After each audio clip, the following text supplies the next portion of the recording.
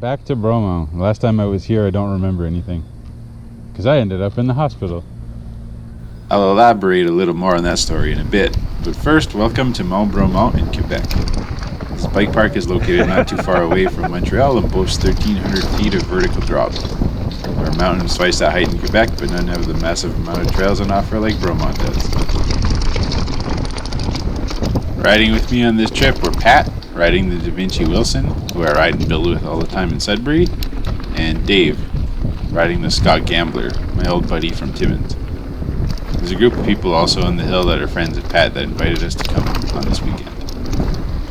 This is the second run of the trip, after a mellow warm-up on the Green Trail, and is a nice indication of what a lot of the trails here are like. Things get a lot spicier later though.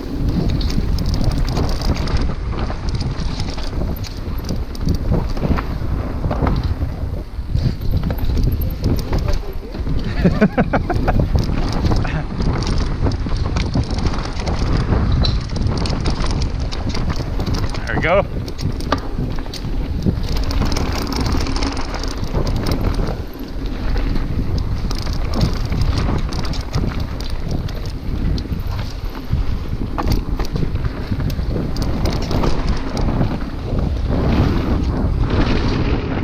That was fun.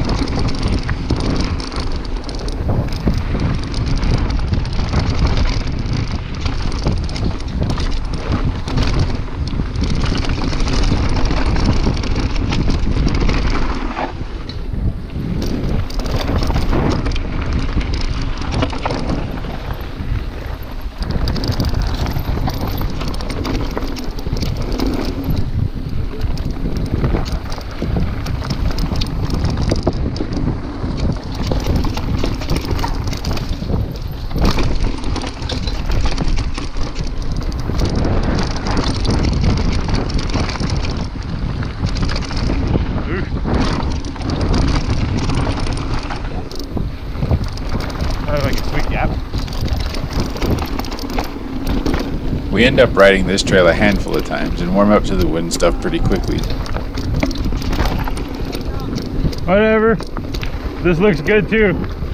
Normally I'll add an overlay in the videos showing the trail name, but the signage at Bromont's a little funny. The trails, which there are literally over 100 of, all have actual names, but the only place you see them are at the large maps at the lifts. Otherwise, they're just designated a number, which I guess probably saves them on making bigger signs. And that's not going to mean a whole lot. For example, the trail that we're on right now is a combination of trail number 57 and 51, or 51 is the easy line that we took to go around all of the wood features.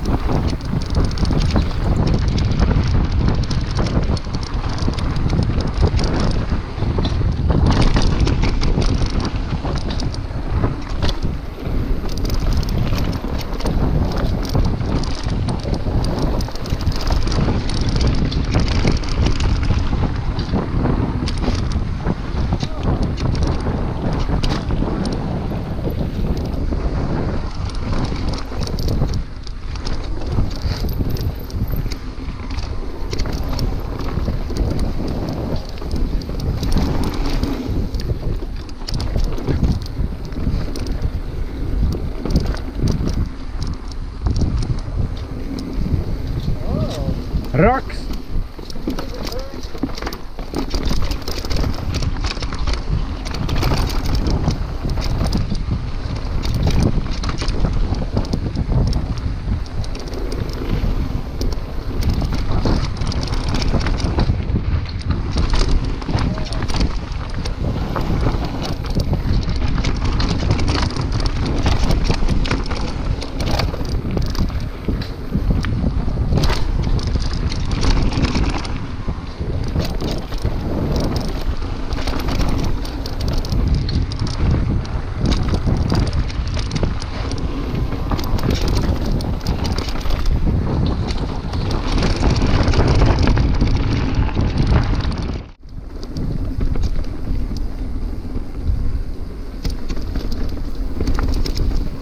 That last run was a blue trail with a bit of green mixed in. This one is a red, which is equivalent to a single black diamond at other trail centers. This is trail 88 and is our first red run that we tried, so we were a little bit timid. This trail is located in the Enduro Zone, at least that's what we were calling it. This area was on a different face of the hill and put you at the bottom of another lift, which went about 2/3 of the way back up. A little rougher. The lift is kind of a single-seater chair that you had to hang your bike on the chair ahead of you on a hook, and the lift didn't slow down, which made things very interesting. There was a lot of missed rides, but you just wait for the next chair and hop on. There's a way to get back to the main lift that's fairly easy to figure out, but if you don't look for it, it's possible to get stuck back here for a while. The reason for that is that a lot of the trails back here were illegally made, then the resort just stole them and opened another lift, which is really sick. But there are a lot of them that are still not on the map, and you can end up on an unwanted climb or just venturing off into some neighborhood that's near the hill. We explored a few of the illegal trails and actually ended the weekend on one because we loved it so much. We are all here. Did we just find something wintery? I think we did. I think so. That rock looks fucking sick. Yeah, the rock drop. Yeah, I would have known I would have done it. You know what the fuck is on the other side though? Yeah. Looks like it just falls down.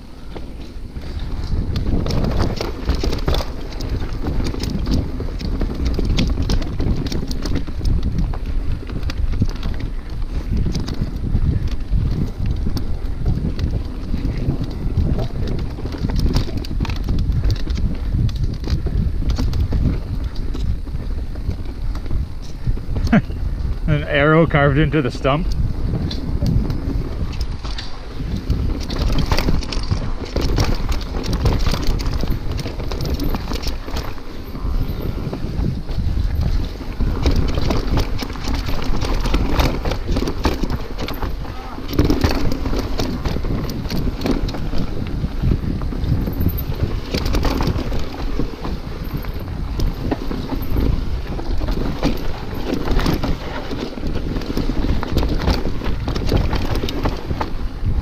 From here on is the main trail that leads from the top of the main lift all the way down to the bottom of the Enduro Zone. Yeah, probably. And this is a full run of that trail.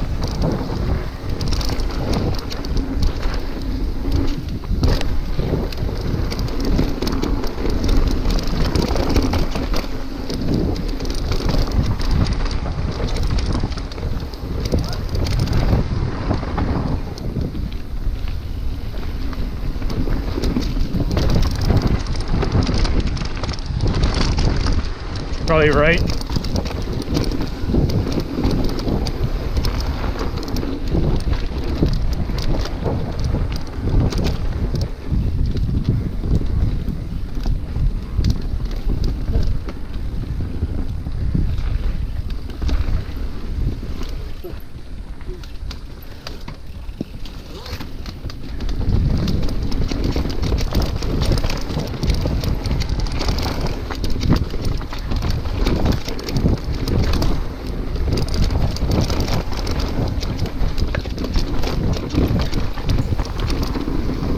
This run in particular was one that I'll remember for a while.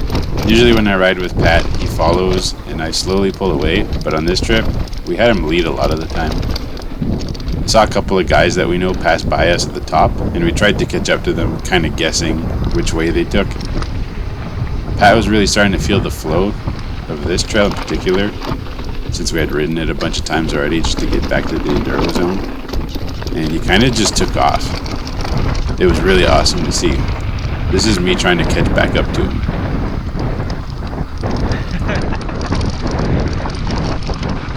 Just flying through here.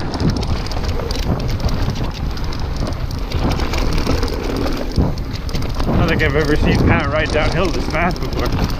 It's kind of cool. He's really feeling his DH bike.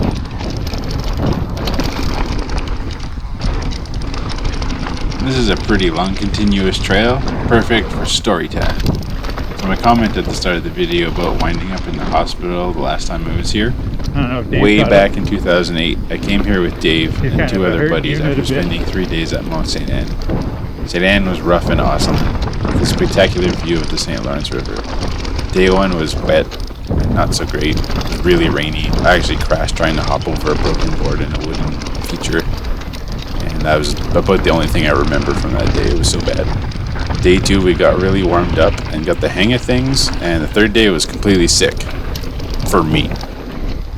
So I say that because at the end of the day, everybody was really tired and they had pretty much called it, but I had asked to go for one more run because I had a perfect day and it was feeling amazing. Dave was the only one that joined me. He would regret this decision. We rode down a blue trail that had some black mixed in, so nothing super crazy. But Dave was all over the place. One of the fondest memories together was of this S-bend section that was in the trail. It had mud puddles on either side as kind of a drainage ditch. And just like the rest of the run, Dave fell off the trail into the mud puddle, but this one had a special surprise.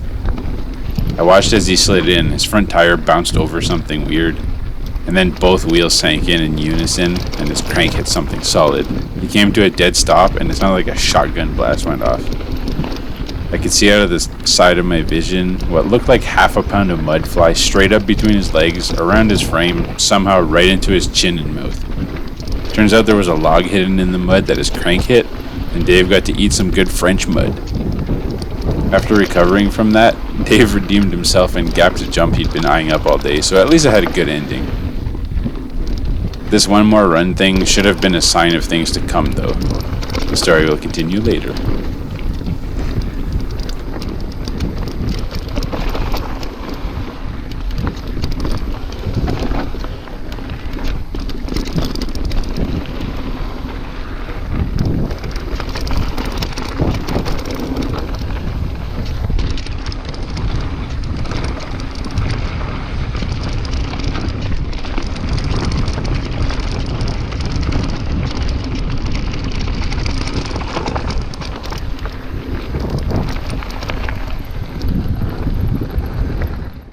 Still in the enduro zone, this was our first look at some real double black. This one actually had a sign with a name on it. The trail is called Chaton Bicolore, or Bicolore. I don't remember if there was an accent on the E. But that roughly translates to two-colored kitten, which is cute and fluffy. This trail is not those things. Holy fuck.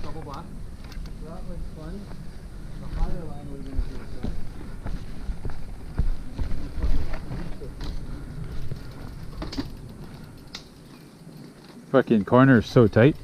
Yeah. The higher line would have been the fucking best. Yeah.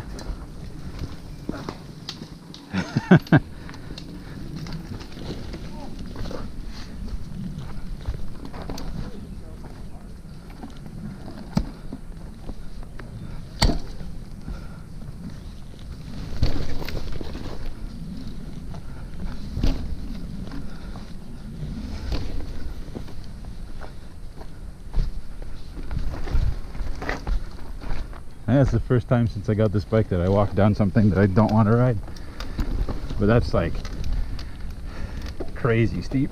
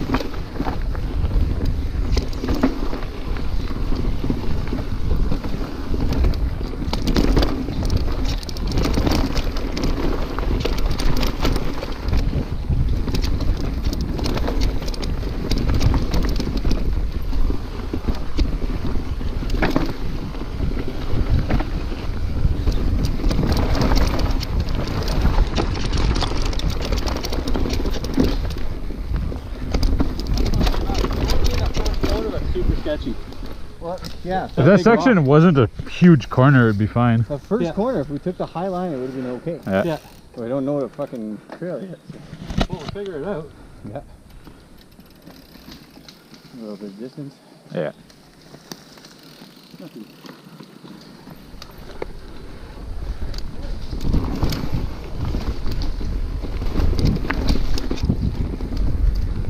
must be the opening we see from the lift, maybe.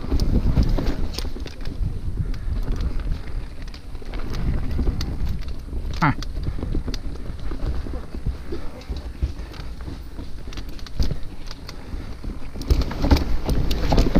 We got this way.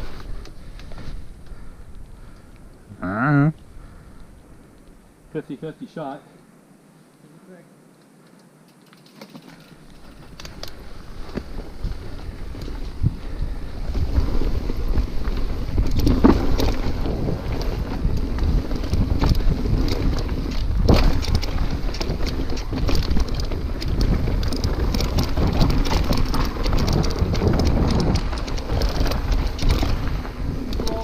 Perfect. So I'm going to come back next to you.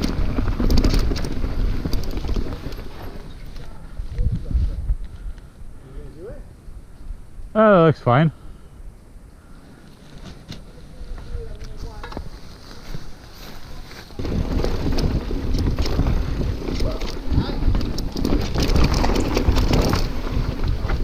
Unfortunately, when I restarted my GoPro here, the audio didn't really start properly, so it's going to be kind of silent for a bit. But I figured I'd leave this in because this is our only look at this trail, and the trail is so cool that you got to see it.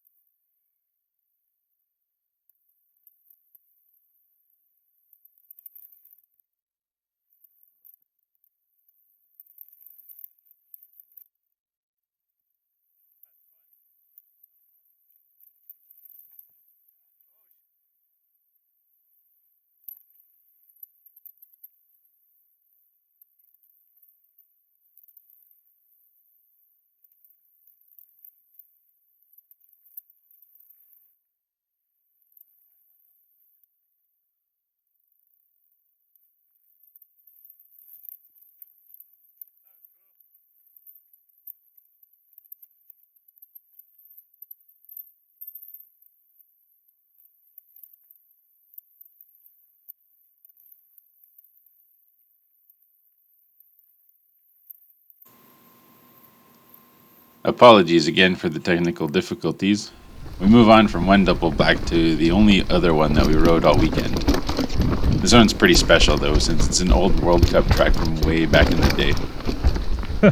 It also passes underneath one of the lifts, and the section that you can see from above is the gnarliest part of the trail. We kept seeing it all day, wondering what trail it was, and then we accidentally found it. We started off trying to ride 59, which is a red trail, so it shouldn't have been too bad. But partway down, it splits off into two lines. There's the normal red line, and then there's this, which is a double black. And they just marked the double black section of it as 59B. The normal line was closed, so we were forced to ride the harder trail. And I'm glad that we did, because this is a sick line. Ah. Oh, look at it. I was wondering what trail this was.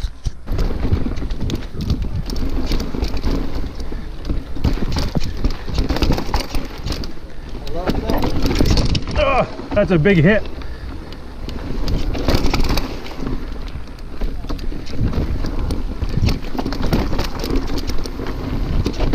That's why we didn't really scope the whole line. At least the rest of it wasn't terrible. Ooh, that's spicy.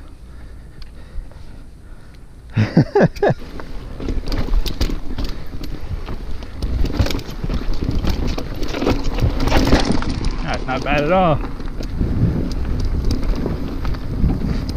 It just looks scary when you're coming up to it because you can't see what's behind it.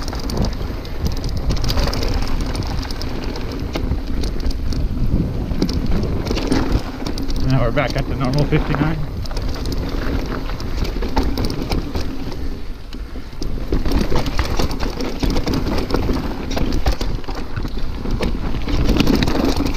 Ugh.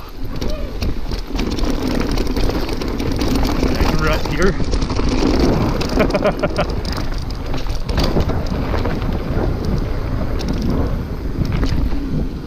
Oh, sweet. Ooh. 59's that's a washout. Yeah. And then, eh? That's awesome. The time? I can, I got some shakes going on, that's for sure. Yeah.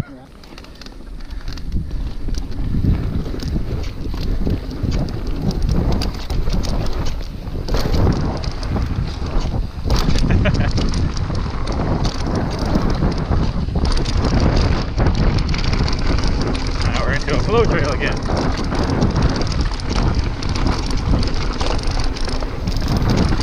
Dave was looking at this line from the lift from the start of the day, and I guess he figured out how to get to it once we got close enough to it. And the reason for that is coming up. Oh, oh, that's a gap. That's a big gap.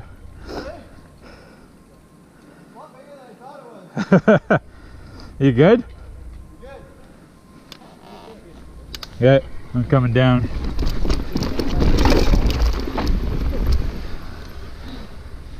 Yeah, that's a serious gap. I'm gonna extend in the back a bit. Yeah. We didn't know he was planning to come hit this drop gap. He just led us to it and Yeah. sent it without looking at it. Turns out it was a little longer than he thought, so he cased and crashed out. He was a little sore, but mostly fine. He elected to follow the rest of the way down.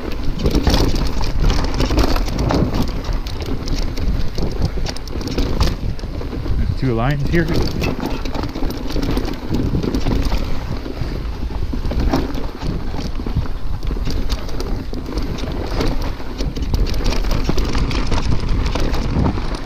Wow.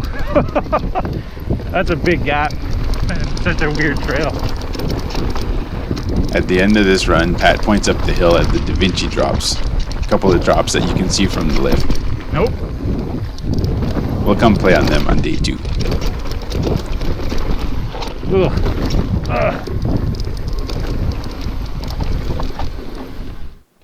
This was one of the coolest trails that we neglected to ride more, and I wish we had spent more time on it.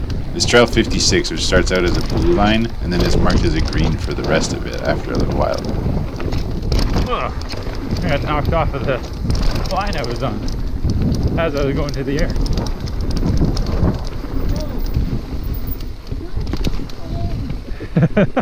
I almost did this the first time too. This is greasy. It's super greasy. I almost did that the first time and I hung on. I was like, don't do that the next time. It's a really fast line that opens up into some super mellow tabletop jumps that are actually fairly big. Dave had ridden it once earlier in the day when we got separated trying to follow the other crew, and closer to the end of the day he remembered to show it to us. We came back on the second day, but it had rained for a few hours in the morning and the dirt turned to the consistency of peanut butter. So this was our best run. As you can see, Dave has a few issues, much like all those years ago at St. Anne, sliding off the trail. Which I guess is a good segue into more of that story. Trail's pretty cool though. Nice fast, flowy trail. So after St. Anne, we packed up and traveled towards Montreal in order to get set up for 3 days at Bromont. We got there, got lift tickets, and rode the main lift up and got started. I think we rode a blue trail as the first run of the day. Partways down, we hit a small drop, and my bike made a horrible noise after I landed. Something was rubbing on my rear tire. Turns out my derailleur was broken off my bike, just dangling by the chain, which was now wedged between the rear tire and the frame. My derailleur hanger had snapped on run 1 of day 1 at Bromont. The rest of the boys were ahead of me, and I neglected to yell out that I had a mechanical, so they kept going. I took my chain apart and put it in my pocket, along with my derailleur, and eventually got going again to meet up with everyone else further down the trail. I told them what happened, and Dave figured he and I could try and get it fixed while the other 2 kept riding, and that we'd meet up at the lift later. It's a greasy one. Yeah.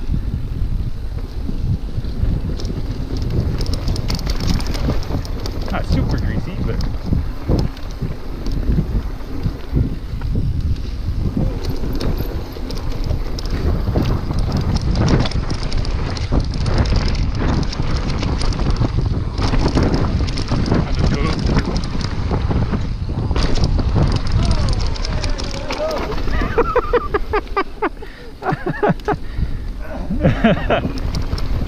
It's getting a little zesty. Well, you said you're gonna meet some trees. Huh? You said you're gonna make friends with trees. Yeah.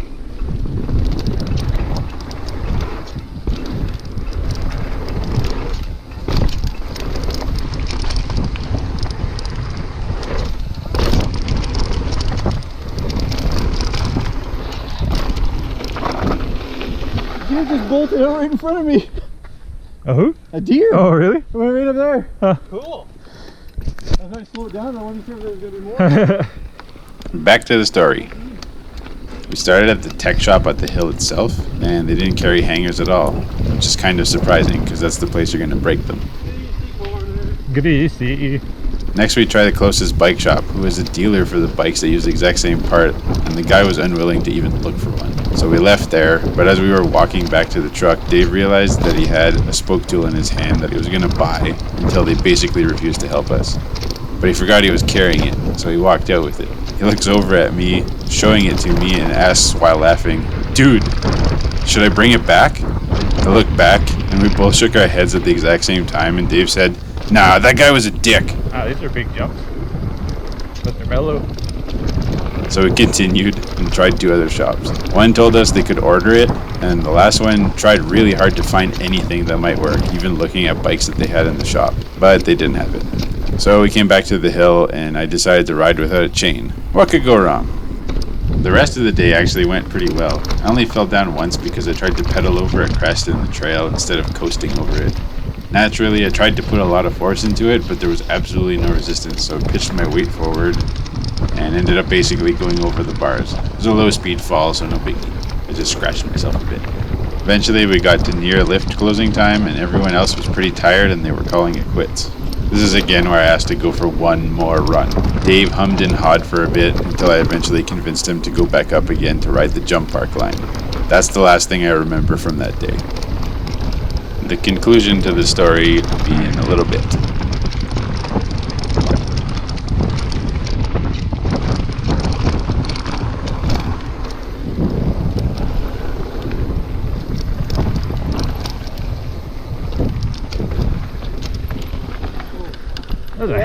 That's a hell of a trail. Nice, eh? That's so sick.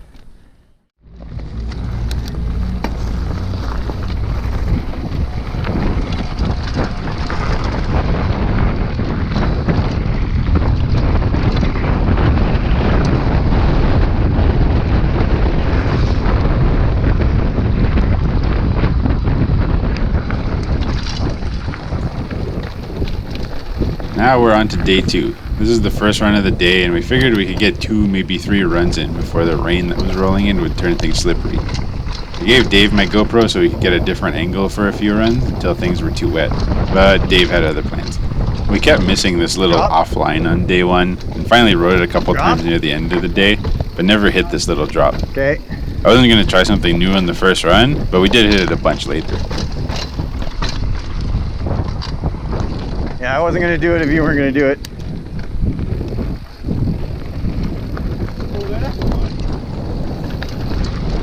This is Trail 7. If you had to call one trail here the main run, this would be it. A ton of line start and merge back into this trail, and it really is a good mix of everything you'll find here. We rode this one a bunch of times, but never really warmed up to all the super cool features it has. It also gets a lot more use than the other trails here, so the braking bumps are horrible. It's a more flowy trail, but by the time you get down, it feels like you've been riding the roughest trail in the world.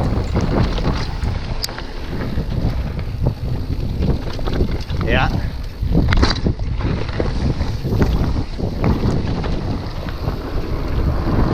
Whoa!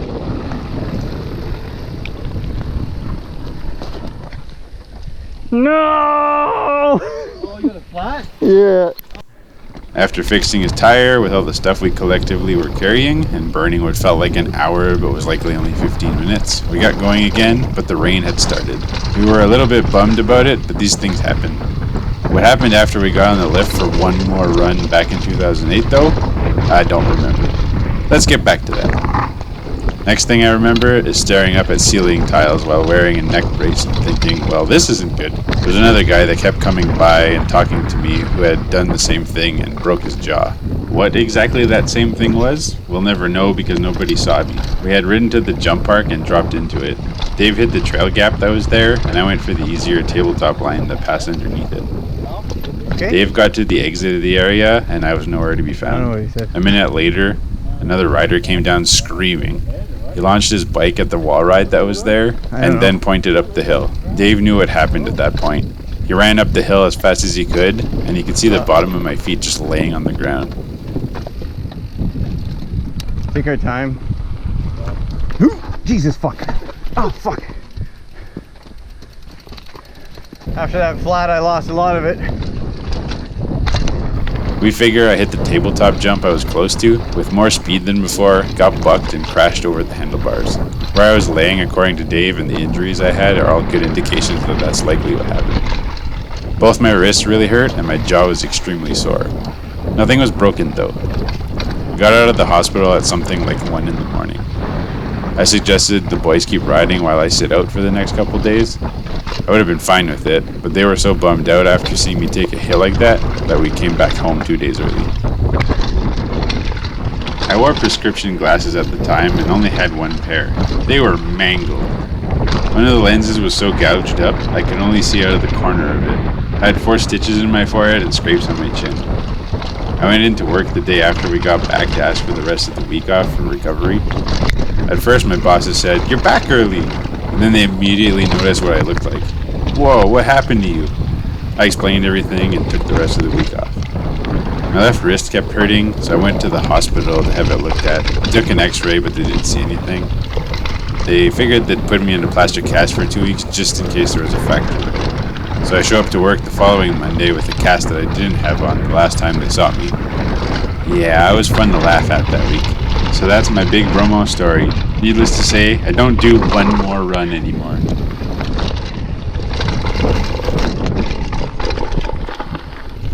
Crash fucked me up yesterday. Oh, it was okay. Yeah, it was okay. I was just fucking giving it a second.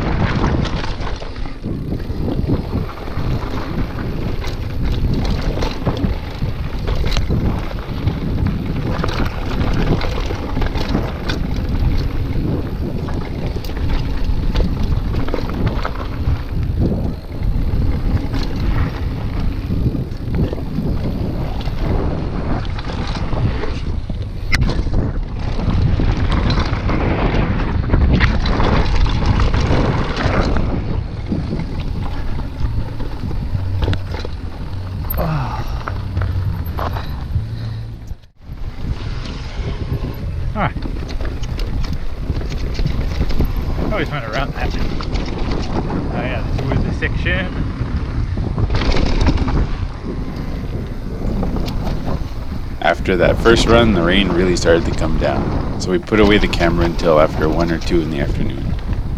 This was another run at 57 that we did, long after getting the hang of the main line. These wood features are really easy to ride, but they're a ton of fun.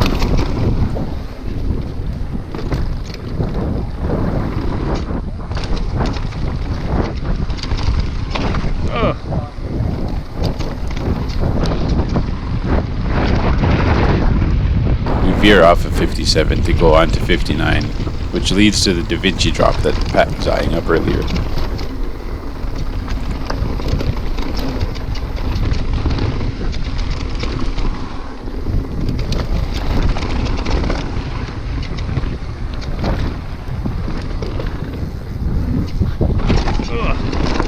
That was a hell of a drop.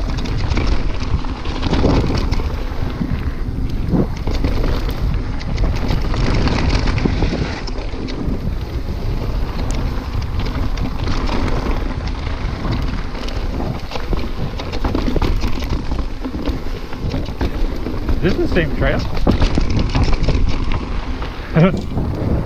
The run before this one, we walked back up to the drops to check them out. None of us is feeling the big one, but we all want to do the smaller one. The following clips are from that. Dave sends it way too far his first go. Oh, maybe he is.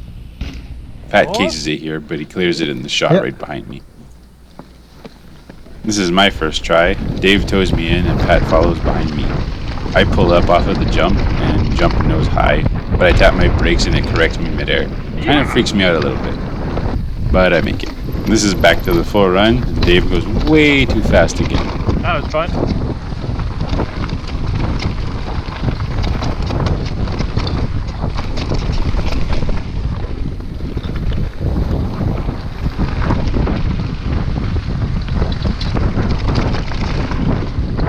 Oh, that's so smooth.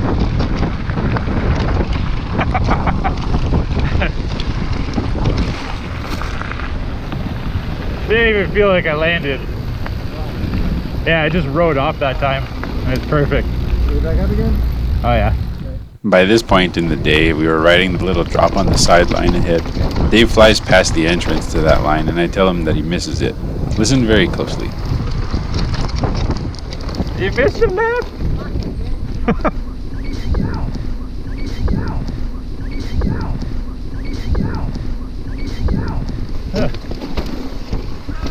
Are you alright?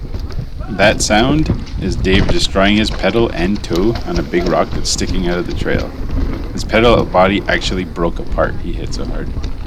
I had a spare set of pedals for him, so that was good. His toe, not so much.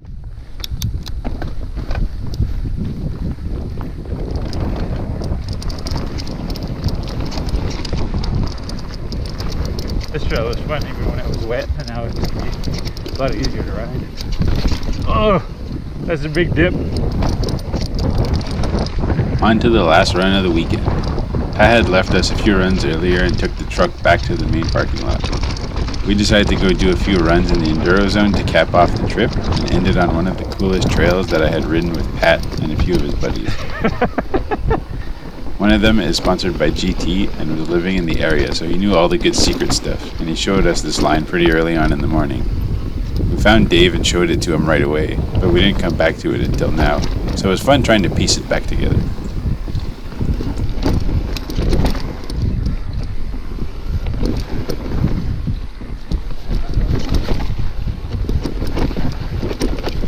No bushes. There's a hole there. Nice. That was really good. There's a hidden ditch that we go around here that Pat tried to shortcut through on our first run of this trail. He didn't make it across with his bike. Luckily, that was Pat's only bail of the weekend, and it was pretty mellow. I don't think he even fully hit the ground. Yeah, I think it was this for a bit.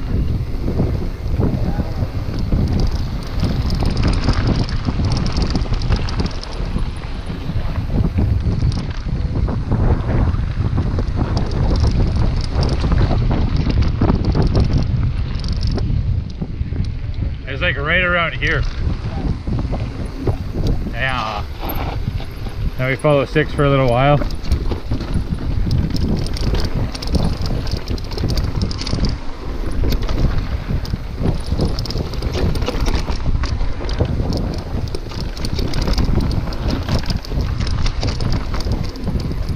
think we went right here.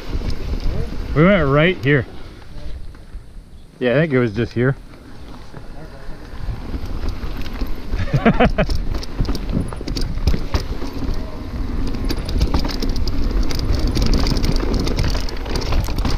think they all end up at the same spot. I do remember that though.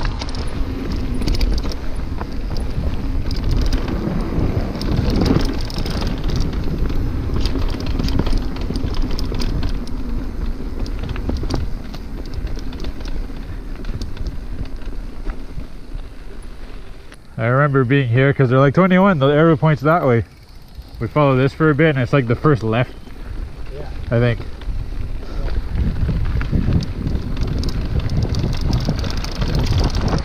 No, the first single track left, I should say.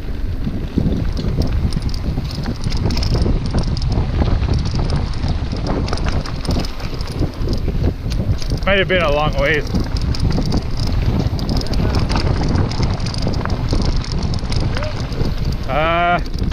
Sure, I guess. Yeah, it was this.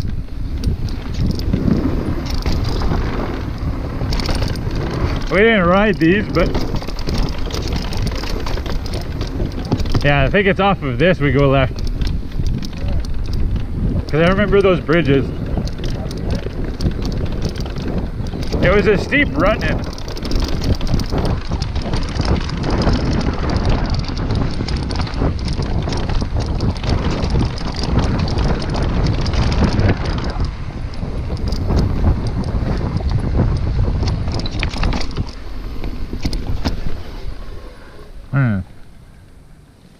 I don't remember now.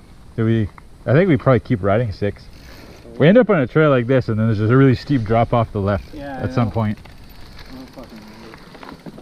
This seems kind of familiar though.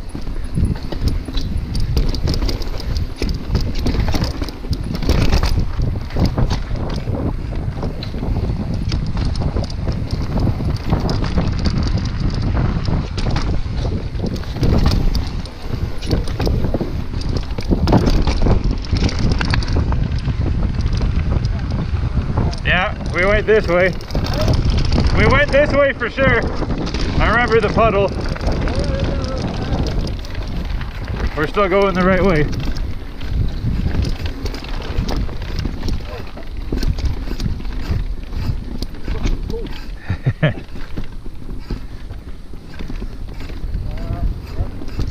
Straight, I think, here. And then here we probably go a bit and then drop in left. Eventually I'm going to say that and I'll be right. Yeah, I remember this. I don't think it was too far either.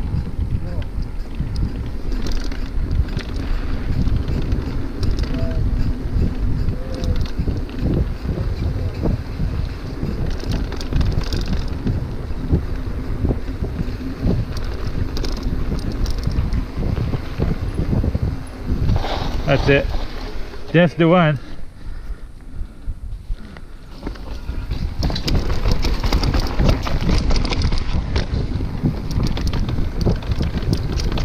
You'd swear it was nighttime.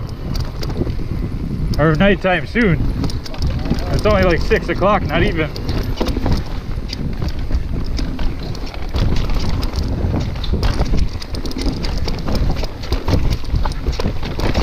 Ah, yes, the big rock.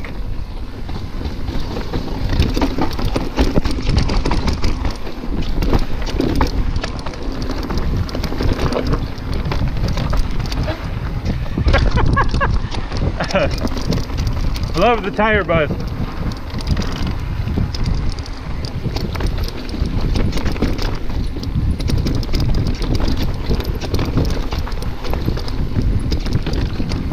Yep.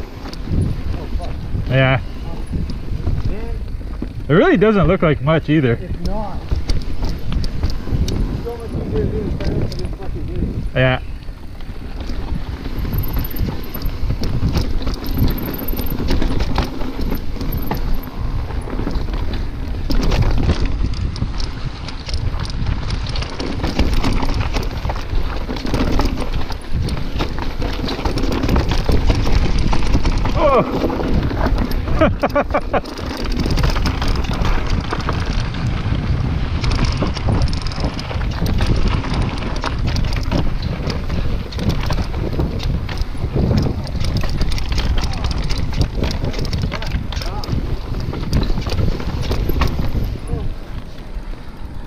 Yeah, feel that one. Oh, man. Hands, my right ass cheek. That was sick though. Yeah. It's good. That's it, we're done. No more, one more laps. We survived. Whoop, whoop, good enough.